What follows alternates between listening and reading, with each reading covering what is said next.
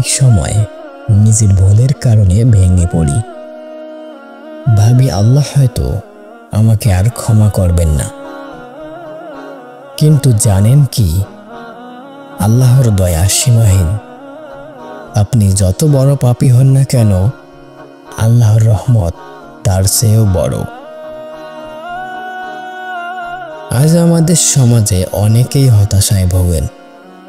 কেউ চাকরি না পেয়ে, কেউ পরীক্ষায় ব্যর্থ হয়ে, কেউ সম্পর্ক হারিয়ে হতাশ হয়ে পড়েন। কিছু মানুষ তো আত্মহত্যার মতো ভয়ঙ্কর সিদ্ধান্তও নিয়ে নেয়। কিন্তু রাসূলুল্লাহ সাল্লাল্লাহু আলাইহি সাল্লাম বলেছেন, যে ব্যক্তি আল্লাহর রহমত থেকে নিরাশ হলো, সে পথভ্রষ্টদের অন্তর্ভুক্ত।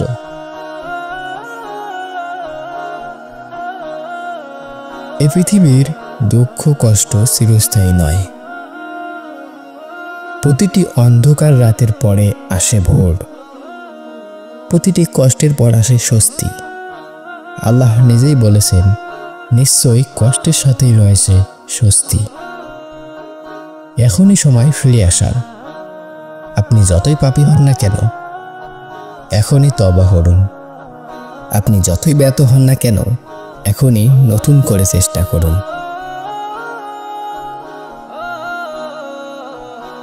দুহাত তুলে বলুন, হে আল্লাহ, আমি তোমারই বান্দা। আমি ভুল করেছি, কিন্তু আমি তোমার কাছে ফিরতে চাই। আমাকে মাফ করে দাও।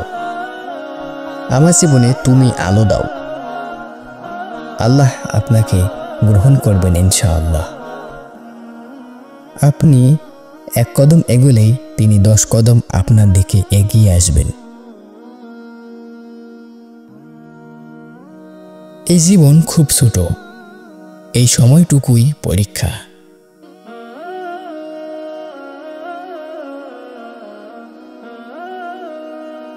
যদি আজ আপনি নিজেকে বদলান, আগামীকাল আপনি পৃথিবীর জন্য আলো হয়ে উঠতে পারবেন।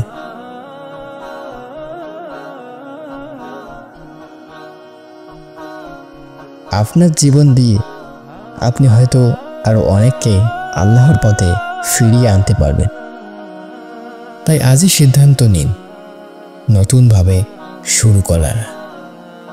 আল্লাহ যেন আমাদের সবাইকে সঠিক পথে পরিচালিত করেন, হতাশা থেকে মুক্ত করেন এবং আমাদের অন্তর আলোকিত করে দেন।